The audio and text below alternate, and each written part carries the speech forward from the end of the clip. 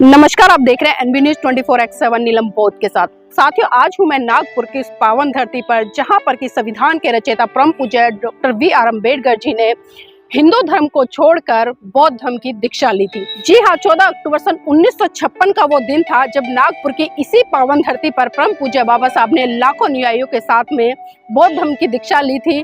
और साथ ही तभी से ये भूमि एक ऐतिहासिक पृष्ठभूमि से जुड़ गई और तभी से पूरे विश्व में इस ऐतिहासिक भूमि को जाना जाता है। इस तरह से आप मेरे राइट हैंड में देख रहे हैं, यहाँ पर जो संविधान है उसकी प्रस्तावना लिखी हुई है, इंग्लिश में लिखी हुई है, हिंदी में लिखी हुई है और एक तरफ मराठी में लिखी हुई है। और इसी के साथ में अगर मैं आपको थोड़ा सा आगे लेकर चलना चाहूँ तो मेरे लेफ्ट हैंड साइड में आप देख पाएंगे, उधर जो आपको अशोक चक्र दिखाई दे रहा है, उसके नीचे एक पिलर है। वहां पर परम पूज्य बाबा साहब ने जो 14 अक्टूबर सन 1956 में 22 प्रतिज्ञाएं ली थी, वो 22 प्रतिज्ञाएं यहाँ पर लिखी हुई हैं। और यहाँ पर जो 22 प्रतिज्ञाएं वो हिंदी में लिखी हुई हैं, उसके बैक साइड में देखेंगे तो मराठी में लिखी हुई है और दूसरी साइड में इंग्लिश में लिखी हुई है। मतलब 3 भाषाओं में लिखी है जो यहाँ पर मैंने देखा है। और अगर मैं उधर की बात करूँ, उधर एक बौद्ध विहार भी बना हुआ है जहाँ पर भिक्षु संघ रहता है।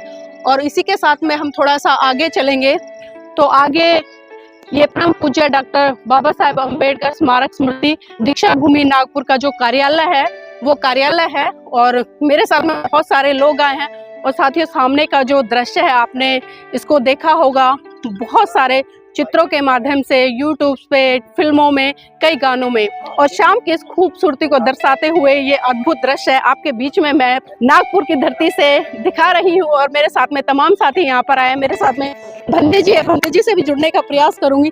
भंते जी, जानना चाहूंगी जो दीक्षा भूमि है और खासकर ये पावन भूमि पूरे भारत में ही नहीं बल्कि पूरे विश्व में इसका क्या महत्व है? ये दीक्षा भूमि जो कि हम जानते हैं कि बाबा साहब अम्बेडकर ने 14 अक्टूबर 1956 में जो है वो दीक्षा यहाँ पर ली थी। और उस दीक्षा भूमि पर उनके लाखों अनुयायी ने बौद्ध धर्म स्वीकार किया था और इसलिए ये धरती बहुत ही महत्वपूर्ण है। लेकिन इस धम्म दीक्षा की एक बड़ी खासियत रही है कि उन्होंने त्रिशा बंसील की दीक्षा तो ली, लेकिन साथ में जो है वो उन्होंने 22 प्रतिज्ञा भी दी थी, जो कि आप देख सकते हैं उस यहाँ पर फलक पे लिखा हुआ है। और ये उस दीक्षा के बाद यहाँ पे बहुत बड़ा एक स्तूप बनाया गया जिसका नाम पूरी 14 एकड़ की जमीन है। इस भूमि पर आप देख सकते हैं बहुत ही सुंदर गेट बना हुआ है और बाबा साहब अम्बेडकर की अस्थि भी अंदर यहाँ पे इस दीक्षा भूमि में रखी गई है। तो इस तरह से देश भर के उनके अनुयायी और भारत के नहीं तो दूसरे देश के भी लोग यहाँ पर बड़ी संख्या में इस दीक्षा भूमि पर आते हैं। और आज भी हम लोग बहुत बड़ी संख्या में देख सकते हैं कि नीलम बौद्ध है, अर्चना गौतम है, सुभाष बौद्ध है और करुणा है और इवन वंदना भांगे है। और हम लोग यहाँ पर दीक्षा भूमि पर आए हुए। नीलम बौद्ध तो पहली बार आई है और बहुत खुशी की बात है कि ये दीक्षा भूमि जो कि हमारे बाबा साहब अम्बेडकर ने यहाँ पर दीक्षा ली थी। भंते जी, एक सवाल और जानना चाहूंगी आपसे, क्योंकि जिस तरह से हम देख रहे हैं यहाँ पर काफी स्पेस है और बताते हैं कि 14 अक्टूबर सन 1956 में यहाँ पर बाबा साहब ने 5-6 लाख लोगों के साथ में धम्म दीक्षा ली थी। तो ये स्पेस इतना तो लग नहीं रहा, तो इतने लोग कैसे एकत्रित हो पाए यहाँ पर? ये जमीन जो है वो 14 एकड़ काफी बड़ी लैंड है। इसके पीछे भी आप देखेंगे तो कॉलेज बना हुआ है और कॉलेज की बिल्डिंग है दोनों साइड में। तो ये 14 एकड़ जमीन है, लेकिन वो बिल्डिंग बनने की वजह से दिखाई दे रही है। लेकिन सामने भी आप देखेंगे कि यहाँ पर काफी बड़ा मैदान है। अभी तो पार्किंग बनने जा रही है, लेकिन यहाँ पे प्रतिवर्ष विजयादशमी के दिन लाखों लोग जो है आते हैं प्रतिवर्ष अपनी श्रद्धा व्यक्त करते हैं बाबा साहब अम्बेडकर के इस धम्म दीक्षा भूमि के प्रति। तो ये काफी बड़ी लेन है और स्वाभाविक है कि सबके लिए ये पवित्र भूमि है। बनते जी, जिस तरह से हमने स्टार्टिंग में ही एंट्री की, हमने देखा कि उधर लेफ्ट हैंड साइड में जो 22 प्रतिज्ञाएं हैं वो लिखी हुई हैं। और 22 प्रतिज्ञाओं को लेकर हम देख रहे हैं कि लगातार देश में आज वर्तमान सरकारें हों या लोग हों, कहीं ना कहीं विवादित तरीके से देखते हैं। तो आज के आधुनिक युग में उन 22 प्रतिज्ञाओं का क्या महत्व है, खासकर बौद्धों के लिए? तो ये 22 प्रतिज्ञा बाबा साहब अम्बेडकर ने इसलिए दी थी कि जब हम लोग दीक्षा लेंगे तो लोगों को ये लग सकता है लोगों को कि ये सभी धर्म समान है और सबकी एक जीवन पद्धति है।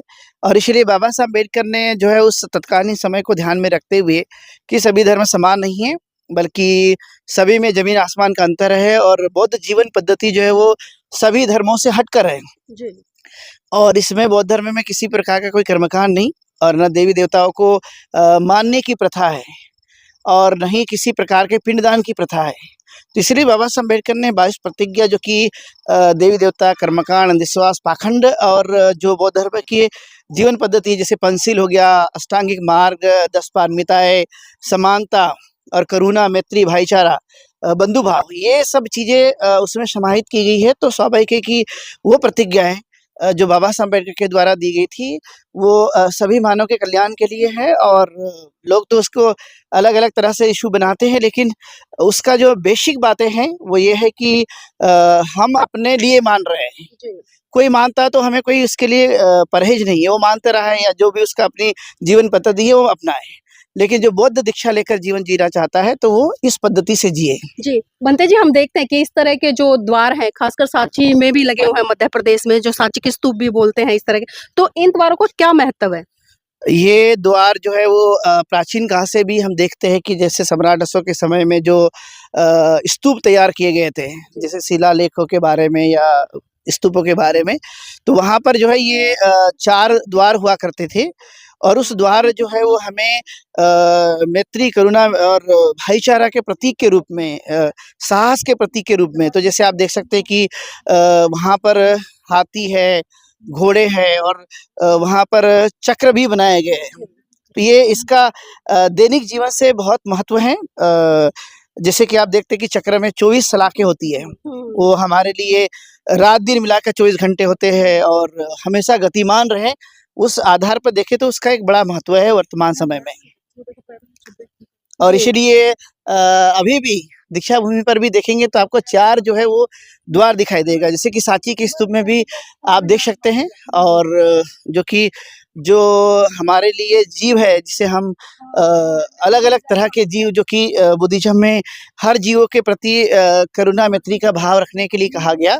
तो हाथी है, जैसे कि हाथी देखेंगे तो बहुत बड़ा विशाल जीव होता है, जी। लेकिन वो किसी की हिंसा नहीं करता, एक ताकतवर होने के बावजूद भी, और वो एक मैत्री भाव के रूप में जो है उसको लिया जाता है। घोड़े हैं वहाँ पर, अशोक चक्र है और इस तरह से प्रतीक के रूप में जो है ये द्वार बनाए गए हैं। इसमें तोरण होती है और बहुत ही अच्छा होता है, जो कि प्राचीन काल से वर्तमान तक के लिए लिया गया। सिंह भी होता है, जी, जी। कहीं-कहीं हम लोग देखते हैं, जो कि सिंह भी एक साहस का प्रतीक के रूप में होता है। वो हमेशा व्यक्ति को वो भाव पैदा कराने के लिए प्रेरित करते रहता है कि साहस बनना चाहिए, शेर की तरह मनुष्य ने जीवन को जीना चाहिए।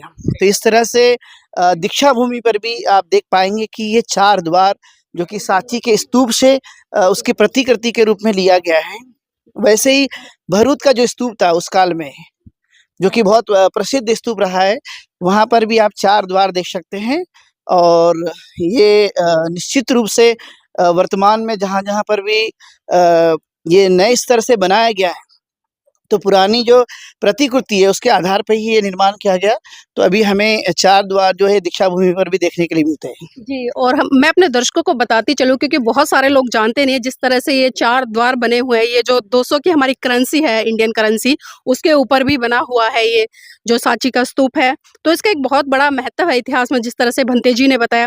भंते जी, जिस तरह से आज हम वर्तमान में युग में बात करें, क्योंकि जिस तरह से बुद्धिज़्म को प्रचारित होना चाहिए था, प्रसारित होना चाहिए था भारत में, और हम अक्सर देखते हैं कि हमारे देश के चाहे विदेश मंत्री हो या प्रधानमंत्री हो, जब वो विदेशों में जाते हैं तो अक्सर बुद्ध की चर्चा करते हैं और साफ तौर पर ये कहते नजर आते हैं कि हम बुद्ध की धरती भारत से आए हैं। लेकिन विडंबना है कि भारत में ही बुद्ध की धरती में वो युद्ध करते नजर आते हैं। तो ऐसे लोगों के लिए क्या संदेश देंगे? मैं तो संदेश देना चाहूँगा कि ये भारत की सबसे बड़ी पहचान रही है और दुनिया में ईश्वर गुरु बनाने में हमारे तथागत गौतम बुद्ध की जो शिक्षाएँ हैं उसका बड़ा अहम रोल रहा है। और इसलिए हमें लगता है कि दुनिया भर के जो बौद्ध लोग और बौद्ध अनुयायी हैं, जो कि वहाँ पे रहते हैं, और इसीलिए भारत से जाने वाले लोग हमेशा इस बातों को कहते रहते हैं, चाहे वो प्रधानमंत्री हो या अन्य भी और भी राजनेता हो, वे सभी के सभी आपको देखने के लिए मिलेगा कि वो भारत की धरती से आने का मतलब ही है कि बुद्ध की धरती से आया हूँ। भारत मतलब बुद्ध और बुद्ध मतलब भारत। और बुद्ध की पहचान फिर ईश्वर तक पहुँच गई, तो अब वैश्विक बुद्ध हो गए, जो हमें देखने के लिए मिलता है कि संसार में बुद्ध को जानते हैं। और इसलिए हर एक आदमी भारत से जाने वाला उनका बिना बुद्ध के नाम लिए बगैर काम नहीं चल सकता। जी भंते जी, बौद्ध में हम देखते हैं जो पीपल का वृक्ष है उसका एक बहुत बड़ा महत्व है और यहाँ पर भी एक विशाल वृक्ष लगा हुआ है। इसका एक ऐतिहासिक दृष्टिकोण भी है, हमारे दर्शकों को उसके बारे में बताएं भंते जी। चूंकि जैसे कि हम जानते हैं कि बोधि वृक्ष का बौद्ध धर्म में बहुत ही बड़ा महत्व होता है। तथागत गौतम बुद्ध ने ज्ञान की प्राप्ति जो है वो पीपल के वृक्ष जिसको हम बोधि वृक्ष कहते हैं वो उसके नीचे की थी। और ये जो दीक्षा भूमि का बोधि वृक्ष है जो बहुत बड़ा है, ये बोधि वृक्ष जो है जैसे कि हम जानते हैं कि बोध गया की एक शाखा संघमित्रा ने जो है वो श्रीलंका में लेकर गई थी। उसी की इस श्रीलंका से लाई गई हुई ये दीक्षा भूमि में लगी हुई एक शाखा है जो कि एक बहुत बड़ा वृक्ष है जिसे बोधि वृक्ष कहते हैं। ये यहाँ पर दीक्षा भूमि में लगा है और ये काफी साल पुराना है। बहुत लंबे समय से इसको यहाँ पे लगाया गया। बाबा साहब अम्बेडकर की दीक्षा के बाद जो है इसका यहाँ पर रोपण किया गया, लेकिन अभी भी आप देख पाएंगे बहुत बड़ा ये विशालकाय बोधि वृक्ष है। चूंकि श्रीलंका में देखेंगे या बौद्ध जगत में देखते हैं तो इसकी बड़ी पूजा की जाती है। इसको सम्मान से लोग जो है वो बोधि वृक्ष कहते हैं, तो इसलिए यहाँ पर भी उसके प्रतीक के रूप में यहाँ पर लगाया गया है। जी भंते जी, अगर हम बात करें आज जिस तरह से भारत में बुद्धिज्म को फैलना चाहिए था उतने बड़े स्तर पर नहीं फैल रहा है, तो बेसिक कमियां कहाँ रह जाती है? क्योंकि एक वैश्वीकरण है, यह धर्म पूरे विश्व में प्रसारित है और अगर हम बुद्ध के सिद्धांतों की बात करें तो उनके सिद्धांत हर व्यक्ति के कल्याण के लिए, हर पशु हो चाहे कोई भी हो, मतलब XYZ सबके कल्याण के लिए। तो आज भारत की धरती में ही क्यों उनकी कमी खल रही है? बाबा साहब अम्बेडकर की धर्म क्रांति के बाद जब हम देखते हैं तो बुद्धिज्म तो यहाँ बढ़ रहा है जी। लेकिन कुछ कमतरताएं तो रह गई हैं। तो मुझे लगता है कि आने वाले समय में आप जैसे युवा और हम जैसे बौद्ध भिक्खु और जो हमारे साथ जुड़े हुए उपासक उपासिकाओं के माध्यम से और प्रशिक्षण सेंटरों का निर्माण करने के बाद कहीं ना कहीं भविष्य में ये और भी आगे बढ़ेगा। जैसे कि अभी वर्तमान में काफी हद तक अलग अलग राज्यों में बढ़ रहा है। कुछ कमियां तो रह गई है लेकिन उन कमियों को हम दुरुस्त करेंगे और बौद्ध धर्म को आगे बढ़ाकर, जैसे कि बाबा साहब अम्बेडकर की संकल्पना रही कि हम भारत को बौद्धमय बनाएंगे, उस संकल्पना को पूरा करने के लिए हम दिन रात प्रयास करते रहेंगे। कमियां तो आखिर कमियां होती है लेकिन दुरुस्त करना हमारा काम है। बंते जी, ये नहीं लगता कि धर्म कहीं ना कहीं जो पिछड़ा है? क्योंकि अगर हम भगवान बुद्ध के समय की बात करें तो उस समय जो भिक्खुनी संघ था वो भी बढ़ चढ़कर मतलब धर्म की गतिविधियों में भाग लेता था। उसके बाद अगर हम सम्राट अशोक के शासनकाल की बात करें तो उन्होंने तो अपनी पुत्री तक दान दे दी थी, जो कि श्रीलंका में जाकर बहुत अच्छे स्तर पर काम किया। लेकिन कहीं ना कहीं आज के जो उपासक उपासिकाएं वो अपने बच्चों को धर्म के लिए बहुत कम दान देने के लिए तैयार होते हैं। तो क्या हम लोग उन्हें समझा नहीं पाते या धर्म की जो एक गरिमा है उसको अच्छे से इम्प्लीमेंट नहीं कर पाते उन लोगों के सामने? देखा जाए तो भारत से ही बड़े पैमाने पर मिशनरीज पैदा हुए थे जो अलग अलग देशों में जाकर जिन्होंने बौद्ध धर्म का प्रचार और प्रसार किया। और वर्तमान में भी देखा जाए तो लोग तो बहुत हैं, अभी भी प्रचार कर रहे हैं, लेकिन यदि उपासक उपासिकाएं अपने बच्चों को जो भिक्खु बनाए या भिक्खुनी बनाए, उसके लिए उनकी अभी जो भावनाएं हैं वो धीरे धीरे मुझे लगता है कि अभी वो बढ़ रही है। लेकिन इस बीच दौरान जो कमियां रह गई है तो मुझे लगता है कि आने वाले समय में बौद्ध भिक्खु और भिक्खुनियां बन करके वो मुझे लगता है कि प्रचार और प्रसार करेंगे। एक हिम्मत की ज़रूरत है, एक डेडिकेशन की ज़रूरत है, एक साहस की ज़रूरत है। इस साहस से ही दुनिया में जो है वो प्रचार और प्रसार किया जा सकेगा। क्योंकि अभी भी बहुत सारे लोग को लगता है कि कैसे हम लोग अपने बच्चे को भिक्खु भिक्खुनियां बनाएं, क्योंकि उनकी सुरक्षा की भी एक बात होती है। तो अब जो है वो धीरे धीरे सेंटर जैसे निर्माण हो रहे हैं या और भी लोगों में जागरूकता आ रही, तो वो धीरे धीरे जो है वो बौद्ध भिक्खुनी और भिक्खु भी बनते जा रहे हैं। ऐसे बहुत जगह आपने देखा होगा और इसके लिए प्रयासरत है सभी लोग। और आने वाले समय में इसका कुछ जो चित्र है वो देखने के लिए मिलेगा। जी, बहुत बहुत धन्यवाद बंते जी हमारे साथ में जुड़ने के लिए, खासकर हमारे दर्शकों को बहुत ही महत्वपूर्ण जानकारी देने के लिए। इसी कड़ी में हमारे साथ में कुछ साथी हैं जो कि पंजाब से चलकर आए हैं, उत्तर प्रदेश से चलकर आए हैं और यहाँ के लोकल भी हैं। तो मेरे साथ में अर्चना गौतम जी हैं जो कि उत्तर प्रदेश से। अर्चना जी, आज के वर्तमान युग में जिस तरह से हम देख रहे हैं भारत में जो बुद्धिज्म है उसका प्रचार प्रसार हो रहा है, तो किस तरह से देखते हैं कि महिलाओं की उसमें कितनी बड़ी भूमिका हो सकती है? देखिए, मेरी पीएचडी भी इसी विषय पे है कि भारत को दोबारा से एक बौद्धमय देश कैसे बनाया जा सके। तो ये एक माँ की ड्यूटी है कि वो अपने बच्चों को ये चीज़ संस्कार में डाले है ना, उन्हें जब बहुत छोटे होते हैं तो उसी समय से उन्हें बताना शुरू करें कि देखिए ये हमारा प्राचीनतम जो हमारे देश में ही जन्मा था, ये वो धम्म है और इस धम्म में आने के बाद ही आपकी तरक्की होगी, आपको मुक्ति का मार्ग मिलेगा, हर तरह की चीज़ें यहाँ प्राप्त होगी, आपको बराबरी मिलेगी, आपको सम्मान मिलेगा। तब वो बच्चों को समझ में आएगा और वो पुराने किसी भी चीज़ को जो वो सीखे होंगे तो उसे त्यागेंगे और अपने धम्म में आएंगे अपने बच्चे। जी, बहुत बहुत धन्यवाद। इसी कड़ी में मेरे साथ में सुभाष चंद्रा जी है, जो कि पंजाब की धरती से चलकर आए, जहां पर साहब मान्यवर काशीराम जी ने जन्म लिया और बाबा साहब भी वहां पर गए। उनकी भी क्रांति बहुत बड़े स्तर पर हुई, लेकिन आज कहीं ना कहीं हम देखते हैं कि पंजाब में जो धर्म की गति है वो बहुत धीमी है। तो कारण क्या है सर? देखिए, ऐसा है कि पंजाब में दम बढ़ रहा है। उस जो गति है वो धीमी है, आपकी बात सही है, पर पंजाब में निरंतर दम बढ़ रहा है। जो युवा है वो बाबा साहब को पढ़ रहे हैं, क्योंकि इसमें कहीं न कहीं जैसे पंजाब में आज साहब मानवर साहब कांशीराम की बदौलत एक आंदोलन चला और बाबा साहब घर-घर तक पहुँचे और युवाओं ने पढ़ा। पढ़ने के बाद बाबा साहब की जो अंतिम इच्छा है कि मैं भारत को बुद्धमय देश देखना चाहता हूँ, मेरी जो अंतिम इच्छा है ना, तो वो युवाओं में एक जोश आ चुका है ना, तो वो निरंतर चल रहा है। वो गति हम धीमी कह सकते हैं, पर आगे बढ़ रहा है दम। इसमें ऐसा नहीं है कि थोड़ी दिक्कतें आ रही हैं, क्योंकि हमारा जो हमारा समाज है ना, वो कहीं न कहीं अंधविश्वास से बहुत जटिलता से जुड़ा हुआ है, काफ़ी लंबे समय से जुड़ा हुआ है।